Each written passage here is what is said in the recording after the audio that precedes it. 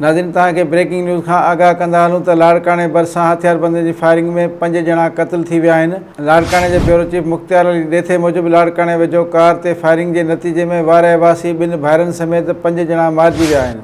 Police मूजिबि वली थाणे जी हद Miro Khan jail road वटि हथियारबंदनि कार ते फायरिंग करे ॾिनी।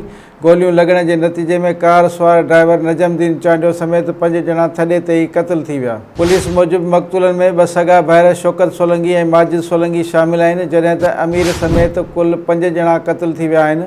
पुलिस जो चवणु आहे त शुरूआती जांच में मालूम थियो आहे त मक़तूलनि जो वास्तो वारे जे ॻोठ मियां रतो सां आहे। वधीक जांच कई पई वञे, जल्द हक़ीक़तूं साम्हूं अची वेंदियूं। नाज़रीन तव्हांखे हिकु भेरो ॿीहर अहम ख़बर खां आगाह कंदा हलूं त लाड़काणे वेझो कार ते फायरिंग जे नतीजे में वारे वासी 2 भाइरनि समेत 5 ॼणा मारिजी विया आहिनि। पुलिस मूजिबि वली थाणे जी हद मीरो खान जेल रोड वटि हथियारबंदनि कार ते फायरिंग करे ॾिनी। गोलियूं लॻण जे नतीजे में कार सुवार ड्राइवर नजमुद्दीन चांडियो समेत 5 ॼणा थॾे ते ई क़त्ल थी विया। पुलिस मूजिबि मक़तूलनि में 2 सॻा भाइर शौकत सोलंकी ऐं माजिद सोलंकी शामिल आहिनि, जॾहिं त अमीर समेत कुल 5 ॼणा क़त्ल थी विया आहिनि। पुलिस जो चवणु आहे त शुरूआती जांच में मालूम थियो आहे त मक़तूलनि जो वास्तो वारे जे ॻोठ मियां रतो सां आहे। वधीक जांच कई पई वञे, जल्द हक़ीक़तूं साम्हूं अची वेंदियूं। नाज़रीन तव्हांखे हिकु भेरो ॿीहर अहम ख़बर खां आगाह कंदा हलूं त